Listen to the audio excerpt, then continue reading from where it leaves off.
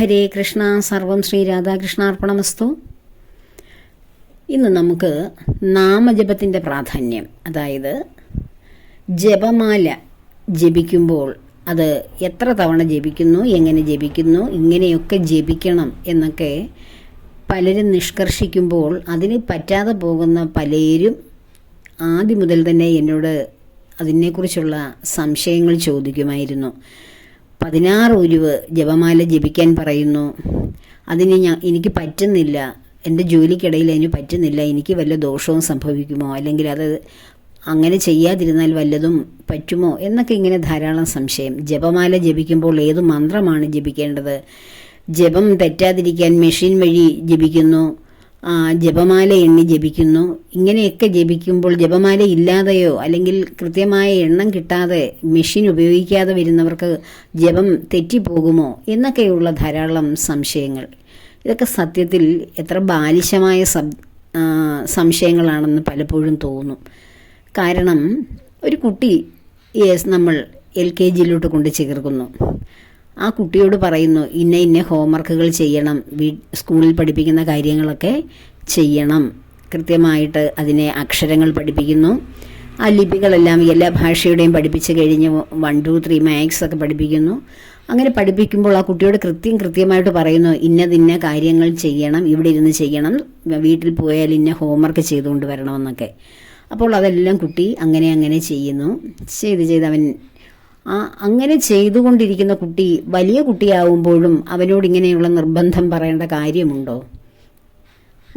അവൻ പഠിത്തത്തിൽ ഏകാഗ്രനായി, അല്ലെങ്കിൽ അവന് പഠിക്കണം അല്ലെങ്കിൽ പഠിക്കണ്ട, ആ രണ്ട് വിഭാഗത്തിൽ ഏതെങ്കിലും ഒന്നിൽ അവൻ എത്തും കുറച്ച് വളരുമ്പോൾ. അപ്പോഴും അവനോട് തല്ലി പഠിപ്പിക്കൂ, അവനോട് ഇത് പഠിച്ചുകൊണ്ട് വാ, അത് പഠിച്ചുകൊണ്ട് വാ, ഇത്ര ടൈംസ് എഴുതൂ എന്നൊക്കെ പറയേണ്ട കാര്യമുണ്ടോ? ഇല്ല. ഭക്തിയും അതുപോലെ തന്നെയാണ്. ഭക്തിയിലേക്ക് ഒരാൾ എത്താൻ, ഇപ്പോൾ ഏതെങ്കിലും ഒരു പ്രസ്ഥാനത്തിലേക്കോ, ഭക്തി പ്രദാനം ചെയ്യുന്ന ധാരാളം പ്രസ്ഥാനങ്ങളൊക്കെ, ധാരാളം മിഷനറികളുണ്ട് നമ്മുടെ സമൂഹത്തിൽ. അവരിലേക്ക് എത്തുവാൻ തന്നെ തോന്നിക്കുന്നത് എന്തുകൊണ്ടാണ്? ഭഗവാനെക്കുറിച്ചുള്ള അറിവ് അവരിലേക്ക് ഭഗവാൻ തന്നെ കൊടുക്കുന്നത് കൊണ്ടാണ്. ആ വാതിലൊന്ന് ഭഗവാൻ തുറന്നു കൊടുക്കുന്നത് കൊണ്ടാണ് എനിക്കത് അറിയണമെന്ന് പറഞ്ഞ് അങ്ങനെയുള്ള പ്രസ്ഥാനങ്ങളിലേക്കോ അല്ലെങ്കിൽ ഇങ്ങനെയൊക്കെയുള്ള ചാനലുകളോ ശ്രദ്ധിക്കുന്നത് തന്നെ. എത്രയോ പേരുടെ കയ്യിൽ, എല്ലാവരുടെയും കയ്യിൽ ഇതുപോലെയുള്ള സോഷ്യൽ മീഡിയകളെല്ലാം ഉപയോഗിക്കാവുന്ന ഫോണുകളല്ലേ ഉള്ളത്. അവരിൽ എത്ര % ആൾക്കാരുണ്ട് ഈ ഭഗവാനെക്കുറിച്ച് പറയുന്ന കാര്യങ്ങൾ ശ്രദ്ധിക്കുന്നത്? അപ്പോൾ അങ്ങനെ ശ്രദ്ധ വരണമെങ്കിൽ തന്നെ ഭഗവാൻ ഒന്ന് ശ്രദ്ധിക്കണം അവരെ. ഒരു നോട്ടം, ഒരു കടാക്ഷം ഭഗവാന്റെ ഉണ്ടാവണം. ഭഗവാന്റെ ശ്രദ്ധയില്ലാത്ത ആരും ഇങ്ങനെയുള്ള പ്രസ്ഥാനങ്ങളിലേക്കോ അല്ലെങ്കിൽ ഇങ്ങനെ സത്സംഗങ്ങളിലേക്കോ കഥാ വൃത്താന്തങ്ങൾ കേൾക്കുവാനോ ഒന്നും പോകില്ല. അപ്പോൾ അവരിൽ ഇൻക്ലൂഡിംഗ് ആണ് ഭക്തി, ഭഗവാന്റെ ആ ലയനം. അപ്പോൾ അങ്ങനെയുള്ളവരോട് ആ ഭക്തിയെക്കുറിച്ച്, ഭഗവാനിൽ മനസ്സുറച്ചത് കൊണ്ടാകാം, അല്ലെ ഭഗവാൻ ഉണ്ട് എന്നുള്ള തിരിച്ചറിവുള്ളത് കൊണ്ടാണ്, എന്നെ രക്ഷിക്കാൻ ഭഗവാനുണ്ട്, എൻ്റെ എല്ലാ ക്ലേശങ്ങൾക്കും ഞാൻ എവിടെയും നടന്നിട്ട് ഒരു പരിഹാരം കാണാത്തത് കൊണ്ട് ഞാൻ ഭഗവാനിലേക്ക് എത്തി, ഇവിടെ എനിക്ക് സ്വസ്ഥതയുണ്ട്, എനിക്ക് സമാധാനം കിട്ടുന്ന ഒരു ഏരിയയാണ് ഭഗവാനുമായിട്ടുള്ള സംവേദനം എന്ന് തിരിച്ചറിയുന്നവരാണ് അതിലേക്ക് വരുന്നത്. അത് തിരിച്ചറിയാതെ ആരെങ്കിലുമൊക്കെ അവിടെ പോകുകയും അല്ലെങ്കിൽ ഈ പ്രസ്ഥാനത്തിലേക്ക് ഇറങ്ങിത്തിരിക്കുകയും ചെയ്യുന്നവർ വിളിച്ചുകൊണ്ടു പോകുന്ന വ്യക്തികളും ഉണ്ടാകും. അങ്ങനെയുള്ളവർ സ്വതാല്പര്യമല്ലാതെ പോകുന്നവർ അവിടെ എങ്ങും ഉറക്കില്ല അവരുടെ മനസ്സ്.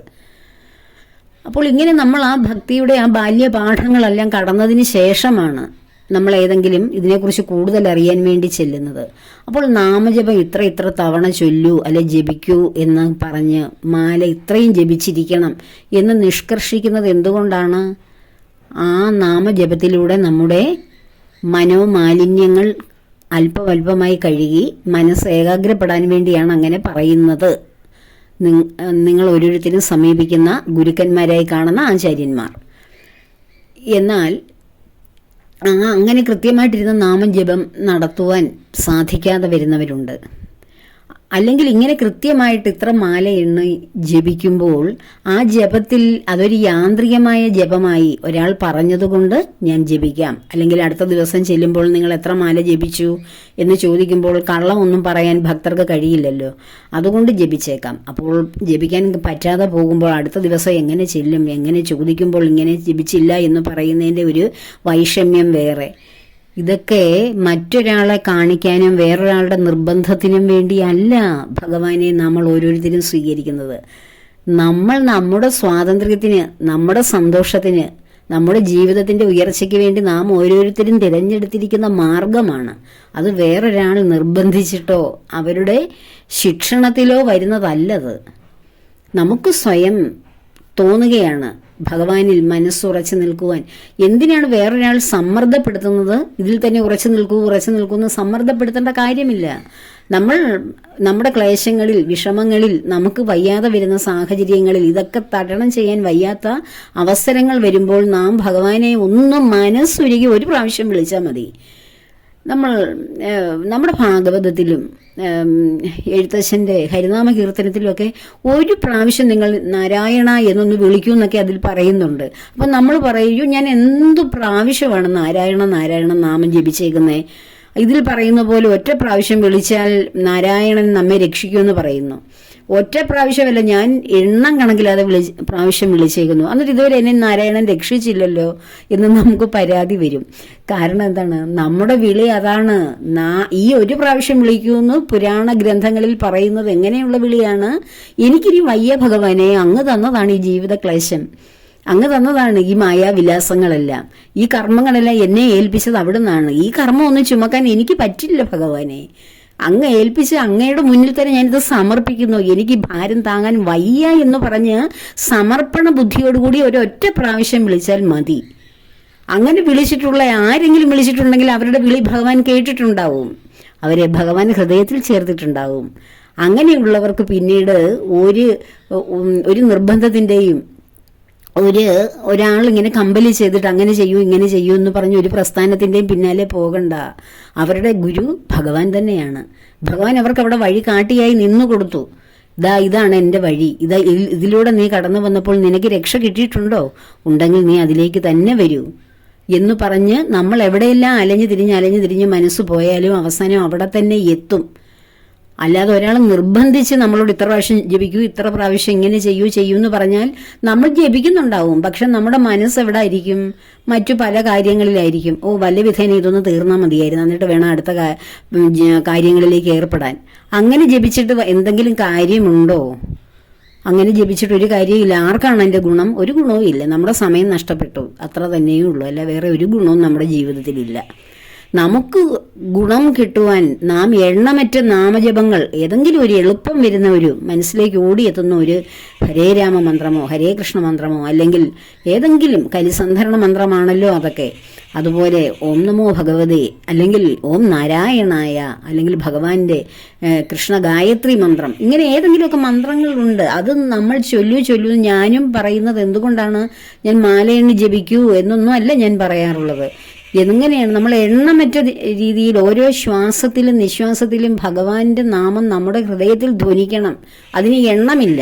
ഒരു ദിവസം ഒരു മനുഷ്യൻ എത്ര പ്രാവശ്യം ശ്വാസം എടുക്കുന്നു, പുറത്തു വിടുന്നു, അതിൻ്റെ അത്രയും തവണ നമ്മളുടെ മനസ്സറിയാതെ ജപിച്ചുകൊണ്ടിരിക്കും. അതിന് എണ്ണീട്ടൊരു മെഷീൻ്റെയോ മാലയുടെയോ ആവശ്യമില്ല.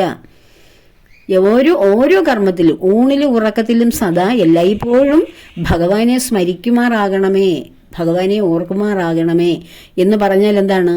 ഉണ്ണുമ്പോഴും ഉറങ്ങുമ്പോഴെങ്ങനെയാണ് ഞാൻ ഭഗവാനെ ധ്യാനിക്കുന്നതെന്ന് ചോദിക്കും. നമ്മൾ ഉറങ്ങുന്ന സമയത്ത് ഇരുന്ന് ധ്യാനിക്കുമോ? മാലയൊക്കെ കൈപ്പിടിച്ചെണ്ണോ?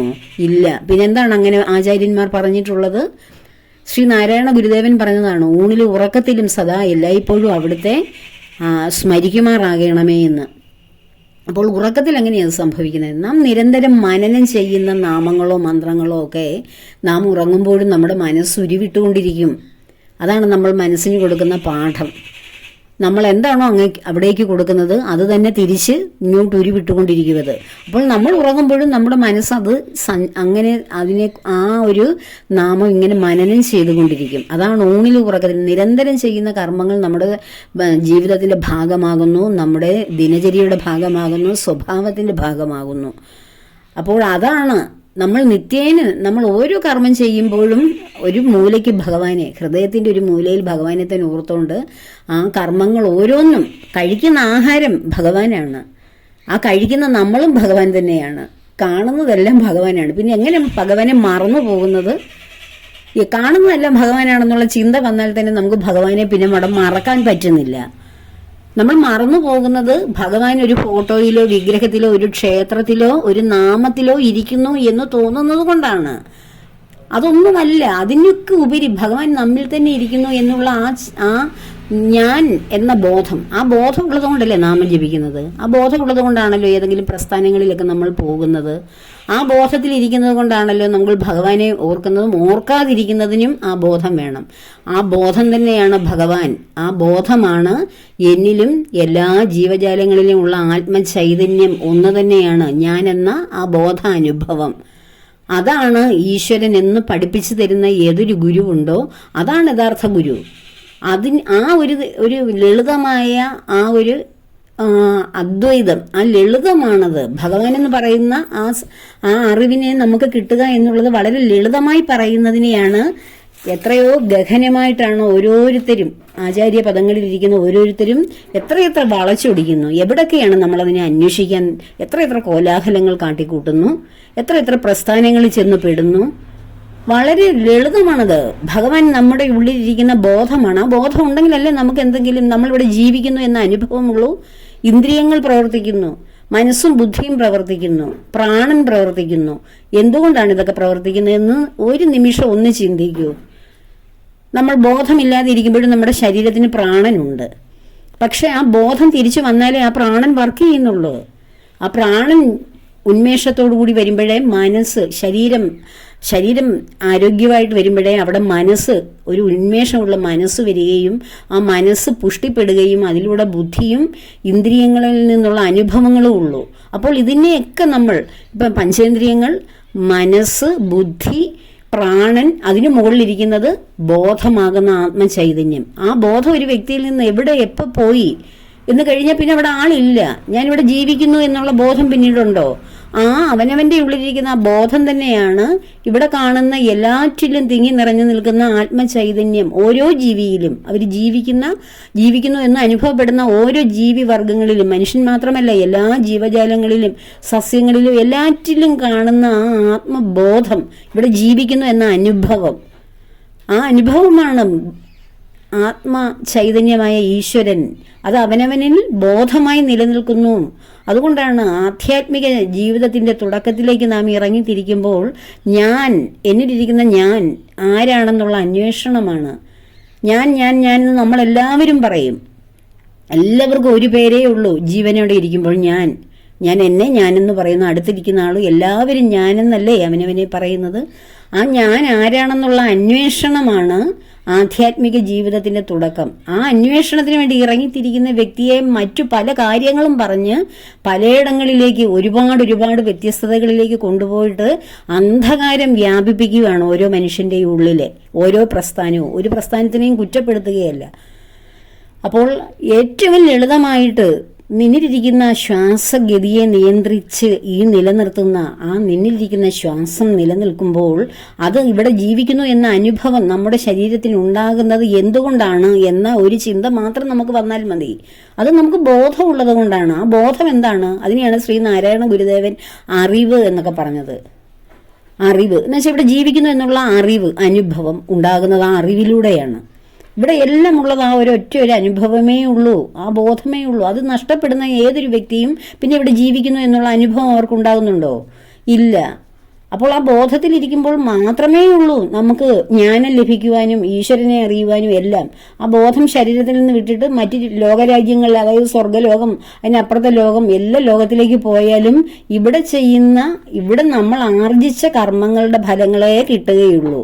അപ്പോൾ ശരീരത്തിൽ ഇരിക്കുമ്പോൾ മാത്രമേ, ഈ ഭൂമിയിൽ ജീവിക്കുമ്പോൾ മാത്രമേ നമുക്ക് മറ്റ് നമ്മൾ എത്ര അറിവുകൾ നേടാനും സത്യദർശികളാകുവാനും ആ തത്വത്തെ തിരിച്ചറിയാനും എല്ലാം കഴിയുന്നത് ഇവിടെ ഇരിക്കുമ്പോൾ മാത്രമേ പറ്റൂ.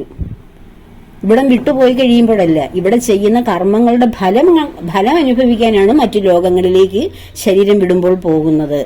അപ്പോൾ യഥാർത്ഥത്തിൽ ഇതിനൊക്കെ അറിയാൻ വേണ്ടി ഇറങ്ങിത്തിരിക്കുന്ന വ്യക്തികളെ പലതും പറഞ്ഞ് തെറ്റിദ്ധരിപ്പിച്ച് എവിടെയൊക്കെയോ കൊണ്ടെത്തിക്കുകയാണ്. നമ്മളിൽ ഓരോരുത്തരിലും ഇരിക്കുന്ന ബോധത്തെ ആരാണോ കാണിച്ചു തരുന്നത് അവരാണ് യഥാർത്ഥ ഗുരു. അത് ആ ബോധ ചൈതന്യത്തെ മറയ്ക്കുന്ന വിധത്തിൽ അത് ചെയ്യൂ, ഇത് ചെയ്യൂ, അവിടെ പോയി പ്രാർത്ഥിക്കൂ, ഇവിടെ പോയി പ്രാർത്ഥിക്കൂ, ഇങ്ങനെ കുറെ ജപിക്കൂ. ഈ ജപവും ഈ നമ്മുടെ നിരന്തരമുള്ള നമ്മുടെ ഈ പുരാണ ഗ്രന്ഥങ്ങളും എല്ലാം, വേദങ്ങളും ഉപനിഷത്ത് സത്യങ്ങളും എല്ലാം ചൂണ്ടിക്കാണിക്കുന്ന ഒരേ ഒരു ബോധത്തെയാണ്, ഞാൻ എന്ന ബോധത്തെ. അത് തിരിച്ചറിയാതിരിക്കുന്നതാണ് നമ്മുടെയൊക്കെ അജ്ഞത. അത് തിരിച്ചറിയുന്ന വ്യക്തിക്ക് അതാണ് സത്യമെന്നുള്ള ആ സത്യബോധമുണ്ടാവും. ആ ബോധമുണ്ടായി തത്വദർശികളായി എവിടെയെങ്കിലും വനങ്ങളിൽ പോകണമെന്നല്ല പറഞ്ഞേ, അതെല്ലാം നമ്മുടെ ഉള്ളിൽ ആ ബോധ ചൈതന്യം എന്താണെന്ന് തിരിച്ചറിഞ്ഞുകൊണ്ട് ജീവിക്കുമ്പോൾ ജീവിതത്തിന്റെ ഭാരം കുറയും, വേദന കുറയും, ദുഃഖം കുറയും, എല്ലാം വളരെ ലാഘവമായി തോന്നും. എല്ലാവരും ഭഗവാനെ അന്വേഷിക്കുന്നത് അവനവന്റെ ജീവിതത്തിന്റെ ഭാരം കുറയ്ക്കാനല്ലേ? അപ്പോൾ കുറെ ഭാരം കൂട്ടുകയാണോ ഭക്തിയിലൂടെ നാം ചെയ്യേണ്ടത്? അല്ല.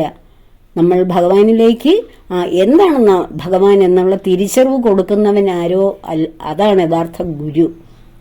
അല്ലാതെ നമ്മളെ അജ്ഞതയിൽ നിന്ന് കൂടുതൽ അജ്ഞതയിലേക്ക്, അജ്ഞാനത്തിൽ ജീവിക്കുന്ന മനുഷ്യനായിരിക്കും ജ്ഞാനത്തിന് വേണ്ടി എവിടെയെങ്കിലും സമീപിക്കുന്നത്. അപ്പോൾ അവരെ കൂടുതൽ അജ്ഞതയിലേക്ക്, അന്ധകാരത്തിലേക്ക്, ഇരുട്ടിലേക്ക് തള്ളിവിടുകയല്ല ചെയ്യേണ്ടത്. ജ്ഞാന ദർശനം പറഞ്ഞു കൊടുക്കുകയാണ്. എന്താണ് യഥാർത്ഥ ജ്ഞാനം? അതാണ് ഓരോ വ്യക്തിയും ഗുരുസ്ഥാനത്ത്, ആചാര്യസ്ഥാനത്തൊക്കെ ഇരിക്കുന്നവർ ചെയ്യേണ്ടത്. അല്ലാതെ അതും ഇതും പലതും പറഞ്ഞ് കാട് കയറി എന്തിനു പോകുന്നു? ഈശ്വരൻ എന്ന് പറയുന്നത് വളരെ ലളിതമായി ഓരോരുത്തർക്കും മനസ്സിലാക്കാവുന്ന വളരെ ലളിതമായ അവനവന്റെ ബോധമാണ്. ആ ബോധ ചൈതന്യം തന്നെയാണ് എല്ലായിടവും ഇരിക്കുന്നത്. ശബരിമലയിൽ ചെല്ലുമ്പോൾ എഴുതി വെച്ചിരിക്കുന്നത് എന്താണ്? തത്വം അസി. അത് നിന്നിൽ തന്നെ വസിക്കുന്നു, അത് നീ തന്നെയാകുന്നു. ഏതാണ് നീ തന്നെയാകുന്നത്? നിന്നിലിരിക്കുന്ന ബോധം. ആ ബോധമാണ്, ആ ബോധം, നമ്മളിരിക്കുന്ന ഞാൻ എന്ന ബോധമാണ്, അത് നീ തന്നെയാകുന്നു എന്ന് പറഞ്ഞു. അപ്പൊ അതേതാണ്? പരബ്രഹ്മം, സാക്ഷാൽ ബ്രഹ്മചൈതന്യം. ആ ബ്രഹ്മചൈതന്യം ഞാൻ തന്നെയാകുന്നു എന്ന് വെച്ചാൽ ആ ബ്രഹ്മത്തിന്റെ ആ ചൈതന്യമാണ് എന്നിൽ ജീവനായിട്ടിരിക്കുന്നത്, എന്റെ പ്രാണനെ നിലനിർത്തുന്നത്. അത് ഞാൻ തന്നെയാകുന്നു. അത് അന്വേഷിക്കുന്ന ഏതൊരു വ്യക്തിക്കും അതാണ് കണ്ടെത്താൻ കഴിയുന്നത്. അതല്ലാതെ പല മാർഗങ്ങളിലേക്ക് വേർതിരിച്ച് ഒരിടത്ത് പോയി കഴിഞ്ഞാൽ പിന്നെ മറ്റെങ്ങും പോകരുതെന്ന് നിഷ്കർഷിക്കുന്ന ചില പ്രസ്ഥാനങ്ങളും ആചാര്യന്മാരും ഉണ്ട്. എന്ത് ശൂന്യതയാണ് അവരുടെ മനസ്സിലിരിക്കുന്നത്. എവിടെയൊക്കെ അന്വേഷിച്ചും നമുക്ക് സത്യദർശനം കണ്ടെത്താൻ നമ്മളെ പ്രോത്സാഹിപ്പിക്കുകയാണ് വേണ്ടത്. ഇവിടെ വന്നിട്ട് നിങ്ങൾക്ക് ശരിയായ മാർഗം കിട്ടുന്നില്ലയോ? ഇല്ലെങ്കിൽ നിങ്ങൾ അതിലും കൂടുതൽ അറിവുള്ളിടത്തേക്ക് പോകൂ എന്ന് പറഞ്ഞ് അവിടേക്ക് വിട്ട് മനുഷ്യന്റെ ഉള്ളിലെ അജ്ഞാനത്തെ മാറ്റാൻ ശ്രമിക്കുന്നവരാണ് യഥാർത്ഥ ഗുരുക്കന്മാർ, യഥാർത്ഥ ഈശ്വര പ്രസ്ഥാനക്കാർ. അല്ലാതെ ഇവിടെ പോകുന്നവർ മറ്റെവിടെയും പോകരുതെന്നും അവർ പോയാൽ അവരെ അവിടെ നിന്ന് വിലക്കം ചെയ്യുകയും ഇവയൊക്കെ ചെയ്യുന്ന എത്ര വൈകൃതം പിടിച്ച മനസ്സിന്റെ ഉടമകളാണ് ഭക്തി പ്രചരിപ്പിക്കുന്നവർ. ഒന്ന് ആലോചിച്ചു നോക്കൂ നിങ്ങൾ. അപ്പോൾ ഭഗവാനെ അന്വേഷിക്കുന്നവർ അവനവനെ സ്വയം അന്വേഷിക്കുമ്പോഴാണ് നമുക്ക് ആത്മശാന്തി കിട്ടുന്നത്. ആ ആത്മശാന്തിയാണ് എല്ലാ ഭക്തിയുടെയും ഉറവിടം, ഭഗവാന്റെ ഉറവിടം. അപ്പോൾ ഇതിനൊക്കെയുള്ള അന്വേഷണമാകട്ടെ എല്ലാവരുടെയും ജീവിതത്തിന്റെ ലക്ഷ്യം. അതിനുവേണ്ടി എല്ലാവരെയും ഭഗവാൻ അനുഗ്രഹിക്കട്ടെ. ഭഗവാന്റെയും ദേവിയുടെയും പത്മപാദങ്ങളിൽ സർവകർമ്മങ്ങളും ചേർക്കുന്നു. ലോകാ സമസ്ത സുഖിനോ ഭവന്തു.